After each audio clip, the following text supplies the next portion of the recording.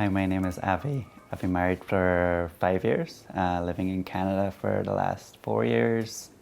I have a daughter, his name is Zainab, and my wife's name is Emma. I am currently studying a postgrad. It's a one-year program studying game design. My hope is to make wonderful, inspirational games for the world.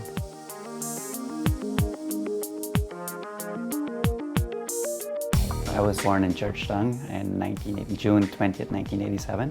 Spent about 3 years there, then we moved to Venezuela, and then spent 7 years there, and then moved back to Guyana.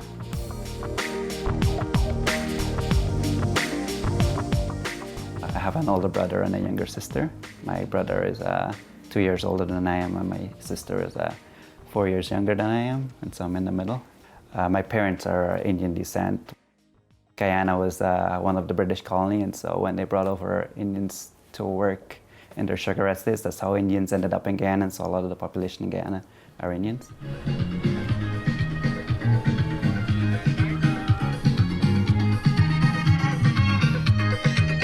Some of the Hindu-related celebrations that I really enjoyed as a kid, it's Holi and Deepavali. So Holi is the festival of colors, when it usually happens February, March. It's when all the Hindu friends come together and share sweets, and during the first half of the morning, you find anyone and you drench them in water who's on the streets. And so, again, everyone's open enough to know that this is happening. So whether you're a Hindu, Muslim, or Christian, if you get dunked with a bucket of water, you're expecting it on it this day. And in the afternoon, we throw like pretty colors on each other and so on. And so it's always nice and merry. We grew up very feisty. We were always like getting into trouble and like butting heads with each other, but we were always really close. So even though we kept that relation towards, and so now we're apart, and so we miss that love. And I think that's how, in some ways, we showed our love as children. Like we would play games, and then we'd like fight over some random thing, but then we'd still be happy.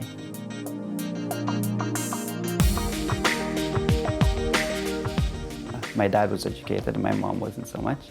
My dad went to high school, he was in the newspapers for doing really well. My grandparents found out how well he did through the newspaper, like they didn't even know like someone was reading the newspaper and so on. So he was pretty well educated. My dad passed away about 2 years ago from diabetes. My dad was one of the most generous persons I know. Sorry.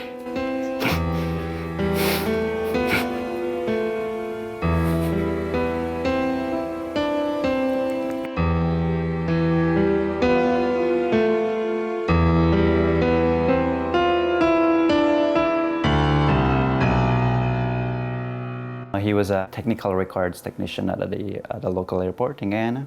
So he worked there for 20-something years. He also stood up for justice.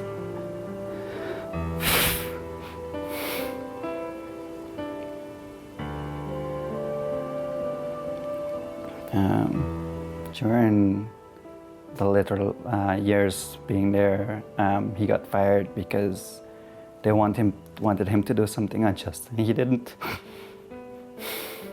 And so he got fired for that.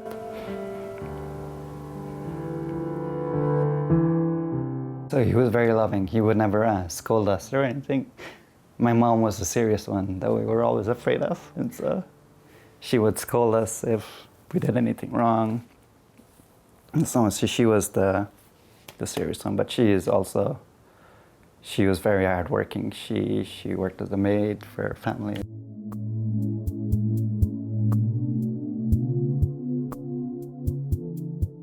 So my brother and sister are in Guyana. My sister is an accountant, and my brother is an entrepreneur. He has his own business. He has 2 wonderful children. My nephew calls me every now and then and says, "Oh, this is what we're doing." So he calls a lot more often than my brother, which is always sweet to like get a call from him, because we had a very close relationship when I was home as well.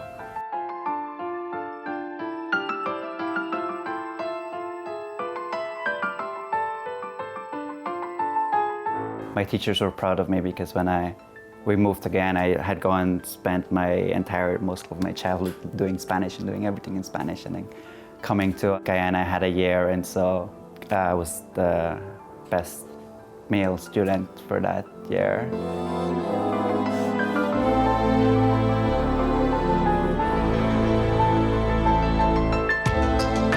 I was good to my teachers, but I was mischievous. I was the child that seemed quiet, but isn't necessarily quiet. And so we would always get into trouble. There were times where I skipped school to go and play video games in high school, or my friends and I would go play pool, billiards. But overall, I don't think we were super mischievous. We were mischievous, we weren't bad. Yeah, I wouldn't say we were bad. So we didn't break the law or get into fights. We just maybe skipped the class, teased someone. So we have a culture of teasing in Guyana where we tease people a lot.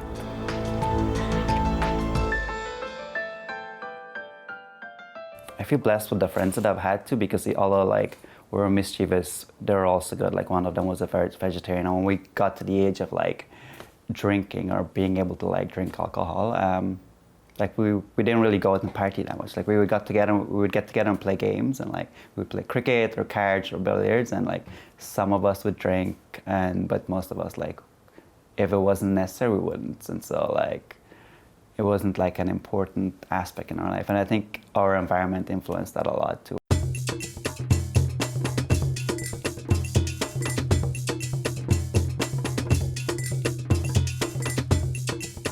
In high school, we had, my class was pretty big. We had 30-something friends in the high school, and so there were only 11 boys.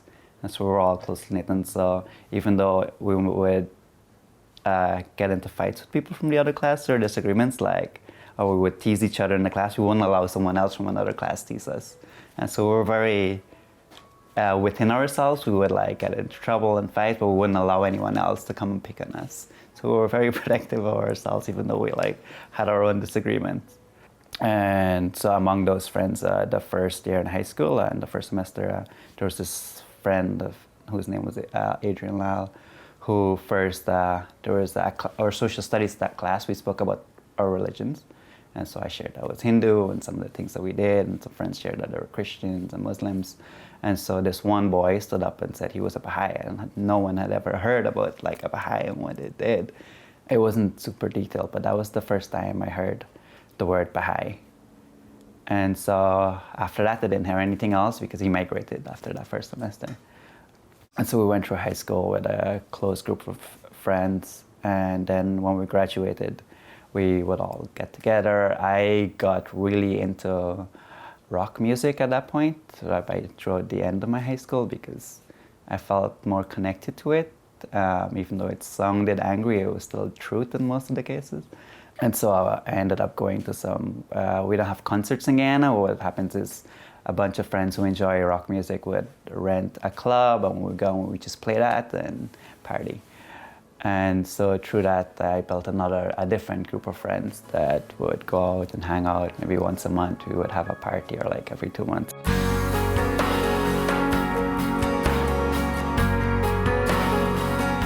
One of the other beautiful things that I said was that everyone was accepting of each other's religion.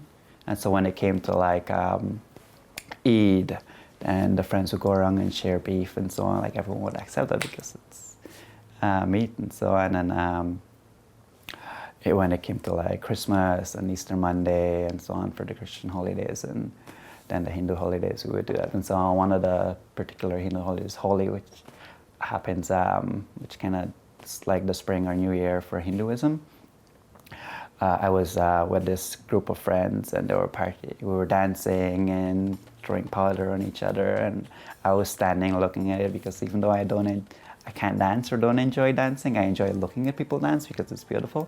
And so this one friend, whose name was also coincidentally Lal, came up and tried to teach me the dance. I'm like, no, I don't want to learn to dance. Who are you?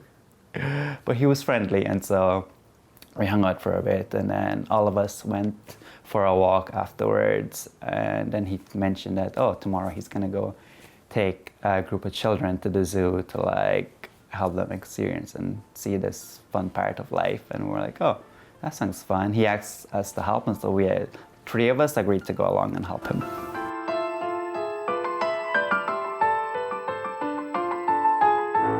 And so we showed up. He had another friend with him, and so we just coordinated like 10 to 15, like, how old were they? They were like 7 to like 11-year-olds just running around, and we were like, whoa, this is more than we expected.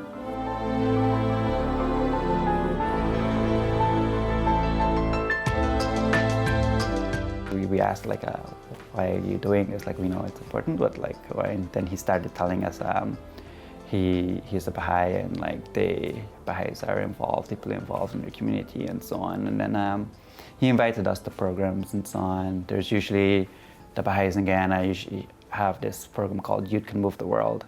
And so through Youth Can Move the World, they would study the Ruhi Institute process books that help develop capacity to serve your neighborhoods.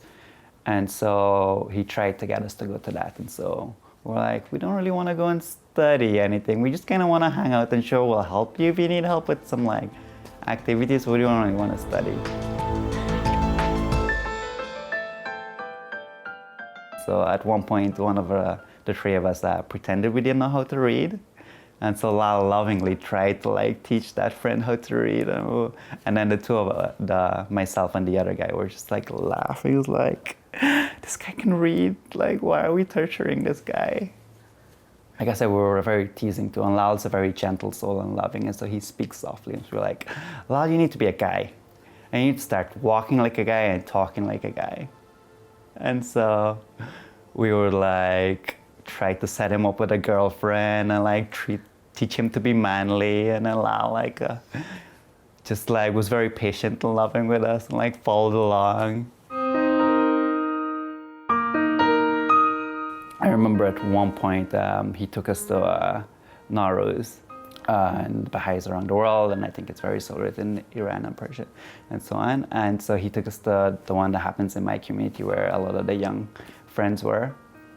And so my friends and I got there and we're like, oh, this is fun now, like they're young friends. And then more importantly for like 3 young single men, they were like young, beautiful girls.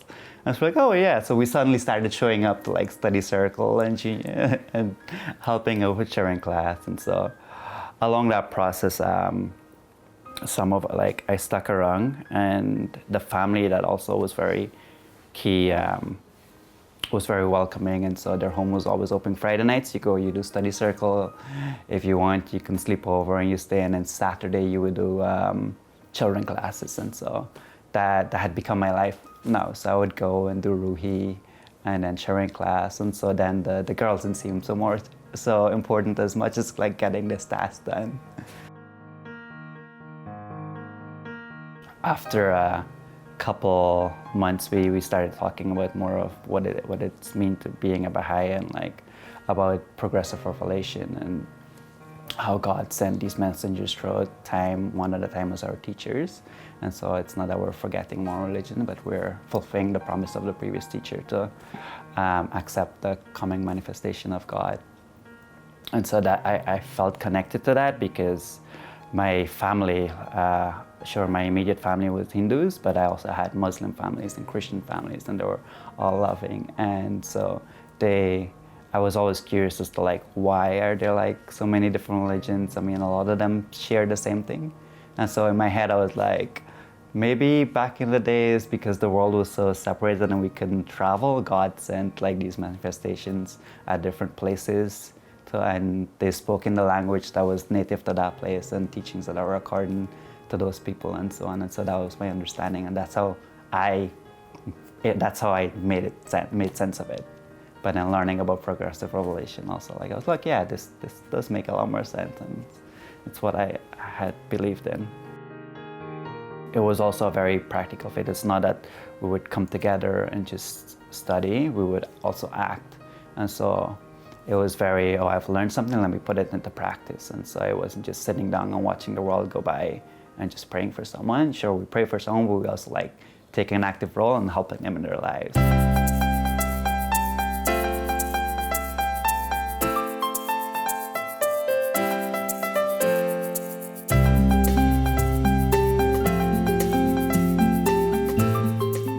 At one point, it was Day of the Covenant, which is celebrated by Baha'is on the 26th of November, 25th, 26th of November, around the world, where we celebrate the covenant, which is the promise between God and humanity of His return and guidance. And so, a friend at that point asked if I was a Baha'i yet. I was like, I guess I am, I don't know. I was like, yeah, you're a Baha'i. We will like say that you're a Baha'i from now on because you've been coming to these events. And so I was like, yeah, I believe in my heart that I am. And so then I started taking more of an active role in the Baha'i community and being part and going to like the holy days and so on more actively.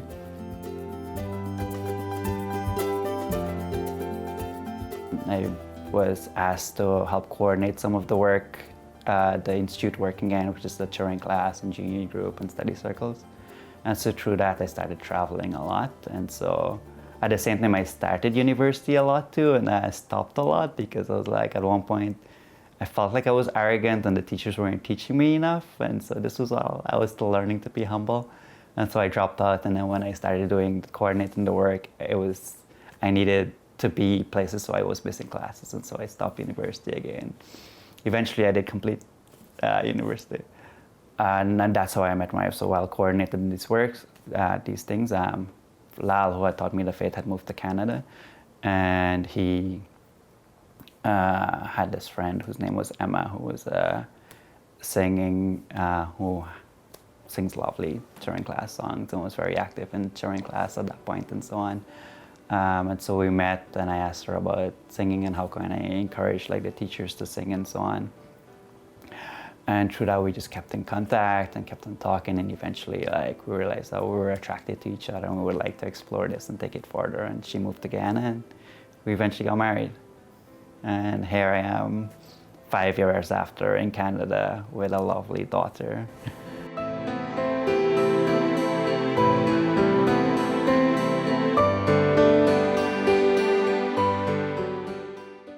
While living this life of service, like it also brought me away from alcohol and drugs and all these other things. And so eventually, like my mom eventually became very proud of that, and to show that, oh, my son doesn't drink and my son doesn't do this. And so it went from like, oh, I'll tolerate this to like, oh, I'm happy that he isn't doing this, because she's seen how it's influenced my life. And so she's very happy with the wife I chose and my child and all these things.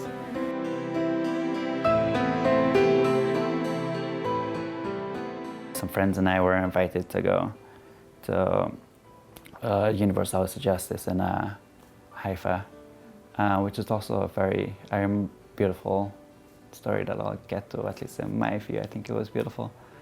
So we went there and we talked about the junior youth program and so on, and how it's being developed in Guyana. And I brought back a book, and so whenever a book of like the images of the Baha'i shrines there. And so she would always take it out and show people when they visit, like, oh, my son went here, and these are the things that you're doing. And so it was really nice.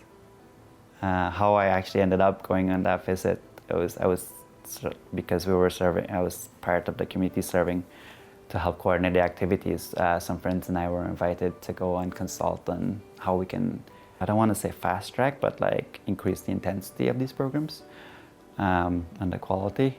And so I remember one morning waking up and saying, oh man, I feel so spiritually drained that I wish I could go there and like rejuvenate. And then that same morning I opened my email and there was this letter inviting me to come and consult on this, on the junior program with the members of the House of Justice.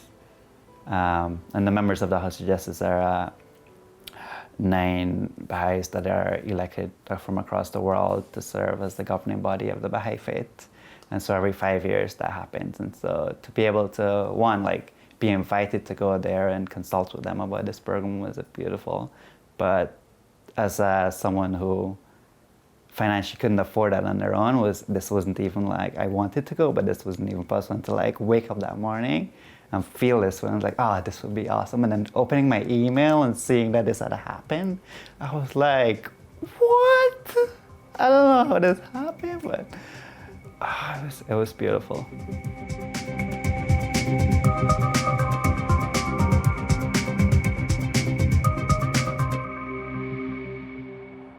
It doesn't matter what your past is. If your heart is searching, the answer will come to you like a breeze.